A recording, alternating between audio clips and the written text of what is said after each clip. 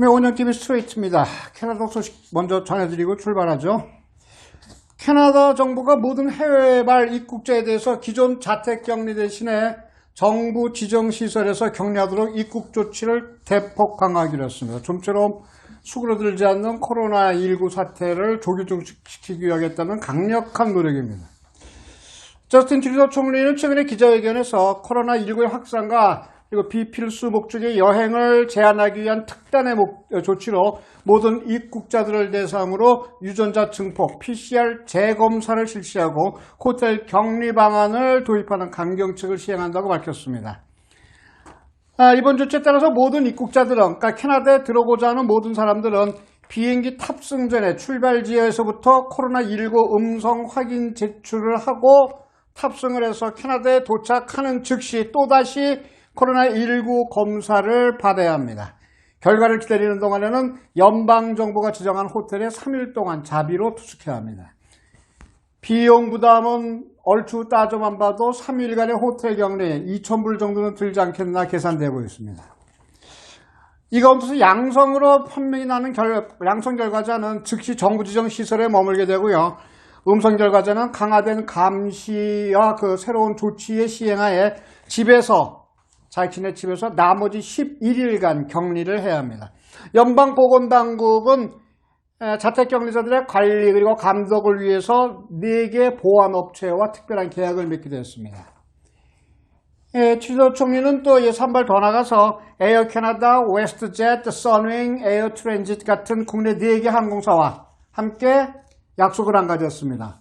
캐나다에서 가까운 휴양지인 캐리브 해적 그리고 또 멕시코로 가는 항공 서비스를 취소하기로 합의했다. 그렇게 밝혔습니다. 따라서 이 4개 항공사들은 현재 해당 지역을 여행 중인 승객들의 귀국 항공편을 마련할 예정이고요. 이 같은 중단 조치, 그러니까 캐리브해 연안 국가나 멕시코로 갈 수 있는 여행은 4월 30일까지는 셧다운된 셈입니다. 트루도는 이번에 시행되는 조치 외에도 미국과 캐나다 간의 육로 국경을 넘나드는 비필수 여행자들이 국경에서 코로나19 음성 결과를 보여야 할 것이라고 강조를 했습니다. 이 새로운 조치는 일부 캐나다 사람들이 추운 겨울을 벗어나서 따뜻한 휴양지로 나가서 겨울을 보내고 있는, 올해만 있는 그런 현상은 아닙니다만 매년 있긴 하지만 이런 사람들이 많아짐에 따라서 이 같은 결정을 내리게 됐다고 배경을 설명하고 있습니다. 또 최근 들어서 코로나19 변이 바이러스가 캐나다에 들어온 것도 이번 시행 결정에 강력한 배경이 된 것으로 분석이 되고 있습니다. 트루도 총리가 이렇게 나서서 강력한 조치를 발표하지 않더라도 사실 앞을 보나 뒤를 보나 주변을 살펴봐도 지금이 비행기 탈 때는 아닌 건 분명한 것 아니겠습니까? 어려운 시기지만 이 시기를 눈 감고 이 악물고 좀 견뎌내야 여행지로서 카리브해나 멕시코뿐만 아니라 세계 어디라도 마음대로 여행할 수 있는 그런 날이 빨리 올 수 있을 것이라는 생각이 들게 됩니다. 다음 소식입니다. 서서히 세금 보고철이 다가오고 있죠. 국세청이 코로나 지원금 받은 국민들한테 세금 보고용 T4A 용지를 발송하고 있습니다. 이에 따라서 올해는 납세자와 회계업계 양쪽이 모두 상당히 혼란스러운 그런 처리 될 것 같은데요. 국세청은 올해 T4A 전표에 정부의 실업자 지원금 CERB, 그리고 학생 지원금 CESB, 그리고 CERB가 종료된 후에 새로 실시됐던 복구 지원금 CERB, 그리고 자가격리자와 간병인 등에 대해서 지급됐던 다양한 지원 금액들, 이것들을 근거로 세금 신고를 해야 한다 이렇게 밝혀주고 있습니다. 이제 회계사들은요, 이와 관련해서 일반인들에게 익숙한 T4는 고용주가 발급하는 근로소득 제표로서 원천 징수된 세금과 고용보험, 국민연금 이런 것들이 표시됐던 것과는 달리 T4A는 원천 징수되지 않은 금액이 표시되기 때문에 세금 신고 때 내야 할 세금이 얼마인지를 파악해야 할 필요가 있다고 설명하고 있습니다. 국세청에 따르면 최근 지급이 시작된 CRB의 경우 소득을 초과하지 않으면 세금이 없지만 CERB나 CESB 등은 원천 징수된 세금이 없기 때문에 소득에 따라 세금을 낼 가능성이 높습니다. 회계사들은 특히 올해는 개인 소득 신고에 대한 국세청의 감사가 심해질 것이라고 전망해주고 있습니다. 그래서 납세자들은 세금 정산을 할 때 전문 회계사와 상담을 해서 내는 것이 올해의 경우에는 그것이 꼭 필요하다 이렇게 설명해 주고 있습니다. 특히 국세청이 애초에 신청 자격을 모호하게 공시하는 바람에 수혜 자격이 없는 국민들에 대한 지원금이 나갔는데 이것을 강력히 환수할 예정이어서 세금 신고철 혼란이 더욱 가중될 그런 전망입니다. 온타리오 주정부가 코로나 방역 지침을 더욱 강화하면서 개인소득세 신고 마감일이 지난해와 같이 연기될 가능성은 높습니다. 회계사들은 일단 2월 중순까지 온주 전역이 봉쇄되기 때문에 코로나 상황이 크게 반전되지 않는 한 소득세 신고 마감일이 연장될 가능성이 높다고 예명하고 있는데요. 올해 세금 신고 시에 지원금에 대한 과세와 환급 여부 외에도 새로 바뀐 재택근무자들의 비용 정산에 대해서도 내용을 확실히 숙지할 필요가 있습니다. 회계사들은 올해도 세금 보고 마감일이 연장될 가능성이 높은 만큼에 코로나 지원금 수혜자들은 예년보다 시간을 좀 더 꼼꼼하게 들여서 이런저런 영수증들도 좀 잘 챙기고 세금 보고 관련 자료들을 충분히 모아야 불이익을 줄일 수 있을 것이라고 충고해 주고 있습니다.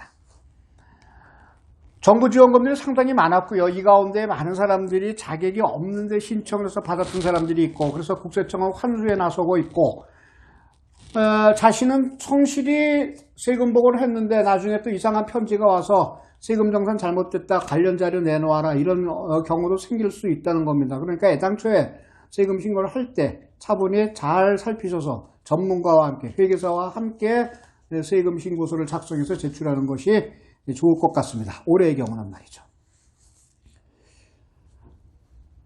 대한민국이 정말 날이 갈수록 새로운 이슈를 가지고 들썩들썩 요동을 치고 있습니다. 최근에는 북원추, 북한 지역 원자력 건설 추진의 줄임말이 북원추라고 그러네요. 이 북원추 문제가 정치권을 강타하고 있습니다. 아주 회오리바람이 휘말리고 있는데 거의 모든 주요 정치인들이 한마디씩 거의 하고 나서고 있습니다. 야당은 문재인 정권의 국기문란 이적행위 이런 표현, 최강 표현까지 동원하는 데 서슴지 않고 있고 여당은 감히 어디다 대고 북풍 조작이냐 이렇게 발끈하고 있습니다. 이슈 자체가 워낙 폭발성이 강한 데다가 선거까지 앞둬서 지금 상황이 예사롭지가 않습니다. 보는 국민들은 참 황당하기만 합니다. 2018년 월성원전 조기 폐쇄 당시만 해도요. 에너지 정책 논쟁인 줄만 알았습니다. 2020년 감사원 결과가 자료 조작, 문서 파기라고 하는 정말 찜찜한 이야기를 드러내면서 이게 정치권으로까지 비화가 됐죠. 검찰 수사까지 불러들인 결과가 됐습니다. 2021년 1월 28일 엊그제 보도된 검찰 공소장에서 북원추라는 폴더가 확인되면서 이게 북풍으로 폭발이 됐습니다. 정책이 아니라 이 정책이 사건을 거치고 사건이 사건을 거쳐서 정치 사건화가 됐습니다. 참 정신없습니다. 까내갈수록 점점 심각해지고 있습니다. 북한의 원전을 건설해 주겠다라는 구상을 했던 건 어쨌든 담당 공무원의 아이디어건 어쨌건 사실인 것 같습니다. 산업부 과장이 새벽에 삭제한 문건을 보면 확인이 됩니다. 북원추가 담긴 폴더 이름은 포이어스입니다. 포이어스. 핀란드 말로 북쪽이라고 한다네요. 폴더 이름을 이걸 왜 감추려고 했습니까? 북원추 관련 파일은 건설 추진 방안, 그리고 단계적 협력 과제, 북한의 전력 산업 현황, 여기에는 1994년 북한의 경수로 지원 건설 지원 경험자 명단까지 들어가 있다고 합니다. 다시 말해서 북한의 원전을 짓기 위한 모든 필요한 것들이 검토가 됐다는 얘기죠. 그런데 어쨌든 북한의 원전을 짓는다는 건 불가능합니다. 북한은 현재 미국이 주도하고 있는 국제감시와 제재로 겹겹이 둘러싸여 포위되어 있는 실정이죠. 일반 물자들도 들어가기 어려운 판에 원전 관련 시설물들 이런 게 어떻게 반입될 수가 있겠습니까? 더욱이 우리가 보유한 원전 기술이 있다 하더라도 그 핵심은 모두 미국의 특허이기 때문에 미국의 용인이 없이는 한 발자국도 진행될 수가 없죠. 그러니 그렇게 해서라도 북한의 원전을 짓겠다라고 꿈을 꿨다면 이거는 미국을 비롯한 모든 국제사회와 등을 돌리겠다는 각오가 있지 않은 한 불가능한 꿈입니다. 그런데 왜 이런 황당한 구상을 했을까요? 실제로 여권, 대한민국 정부는 이게 가능하다고 생각했던 것 같습니다. 문서가 작성된 시점이 그걸 얘기해주고 있는데요. 북원추 파일은 2018년 5월 2일부터 15일 사이에 만들어진 것으로 파악되고 있습니다. 당시 도보다리에서 문재인 대통령과 김정은이 나눈 밀담 1차 남북정상회담이 4월 27일이었죠. 북한이 각국 언론인을 초대해서 풍계리 핵실험장을 폭파한 것이 5월 24일입니다. 바로 그 이틀 뒤에 남북정상회담이 열립니다. 보름 뒤인 6월 12일에는 북미 정상회담이 싱가포르에서 열렸죠. 여러분들 다 기억하실 겁니다. 북미 정상회담에서 트럼프와 김정은이 통 크게 합의하면 대북 제재가 일시에 풀릴 수 있을 것이다. 이렇게 기대했던 것 같습니다. 제재가 풀릴 경우에 북한이 가장 필요로 하는 것이 역시 전력이죠.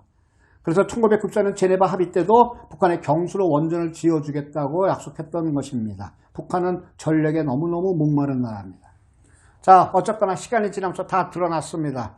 그런 기대가 얼마나 나이브한 거였는지, 얼마나 시대착오적이었는지. 트럼프는 정상회담을 리얼리티 만점 홍보 쇼 정도로 생각했습니다. 쇼. 당시에 트럼프를 보자고 김정은을 함께 만났던 참모진들조차도 가슴속에서는 김정은과의 이 만남이 전부 트럼프의 쇼라는 걸 알면서도 들러리를 서고 있었습니다. 과시욕이라고 한다면 트럼프의 절대로 뒤지지 않는 문재인 정부의 철저한 외교적 실패이기도 하죠. 지금 필요한 건 여야의 정치 공방이 아니라 정확한 사실관계입니다. 사실관계를 정확히 알려주면 판단은 유권자가 할 수 있는 것 아니겠습니까? 정치인들이 팩트 없이 계속 목청만 높여봐야 감정의 골만 깊어지고 문제 해결은 점점 요원해집니다. 그러다 차일피일되면 또 잊혀지는 일이 되기 십상입니다. 그래서 야당은 어설프게 목을 조을 것이 아닙니다. 정확한 팩트를 가지고 단단히 달려드셔야 됩니다. 여당은, 정권은 그것이 사실이 아니라고 우기지만 말고 왜 사실이 아닌지를 확실히 설명해 주면 됩니다. 문재인 정부가 먼저 철저히 밝혀야겠죠. 그리고 당시 판단이 결과적으로 맞지 않다면 그것에 대해서 사과하면 됩니다. 그 당시엔 그렇게 판단할 수 있었지만 지금 보면 아니지만 그땐 그렇게 판단할 수밖에 없었다라고 국민의 공감대를 끄집어내면 됩니다. 북한에 대한 태도는 국제적 정치 상황과 정치 지도자의 소신에 따라서 얼마든지 뒤바뀔 수 있습니다. 김대중의 그것이 달랐고 김영삼의 그것이 달랐으며 노태우, 이명박, 박근혜의 북한에 대한 태도, 정책은 매번 바뀌어왔기 때문입니다. 그래서 지금처럼 두리뭉술이 감춰져 있는 그러나 의혹의 냄새가 너무나도 진하게 나는 이런 문제들은 당당히 밝히고 국민들의 판단을 얻으면 됩니다. 그러나 집권자로서 정책의 실패에 대해서는 반드시 사과하고 넘어가야 될 겁니다. 국민들은 이번에도 판결문을 기다려야 합니까? 정치의 사법화라는 건, 그리고 정치의 독재화라고 하는 것은, 그리고 정치의 음모화라는 것은 정치인, 최고 정치인의 직무유기에서 비롯된다는 것을 우리는 역사를 통해 너무너무 잘 알고 있습니다. 국민들은 지금 코로나 때문에도 그렇고 북한과의 원전 건설 문제도 그렇고 정말 한마디로 지금의 심정이 어떠십니까? 라고 누가 물어본다면 이렇게 얘기할 겁니다. 이남이가 옛날에 불렀던 노래 있죠. 코스 없는 가수가 몸을 틀어가면서 애통해서 마구마구 부르던 노래. 울고 싶어라 울고 싶어라 이 마음 사랑은 가고 친구도 가고 모두 다 떠나 보면 알 거야 아마 알 거야 떠나 보면 알 거야 아마 알 거야 울고 싶어라 울고 싶어라 이 마음 사랑은 가고 친구도 가고 모두 다 떠나보면 알 거야. 아마 알 거야. 떠나보면 알 거야. 아마 알 거야. 내년이면 알 거야. 알게 될 거야. 지난 5년 동안에 어리석음을 내년이면 알 거야. 알게 될 거야. 지난 5년 동안에 어리석음을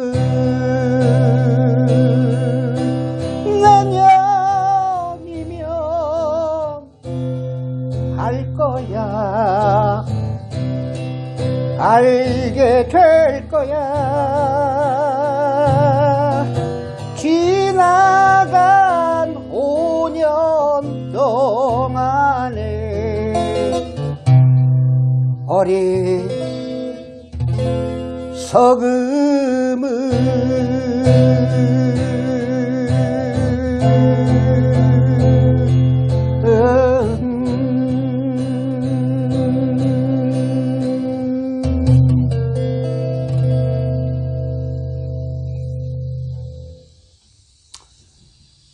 혼자의 어리석음으로 끝날 수 있었으면 좋겠는데 워낙 높은 데 계시기 때문에 그분의 한 사람의 어리석음은 모든 국민의 고통으로 바뀔 수도 있다는 것, 그것 한 가지가 참 걱정스럽긴 합니다.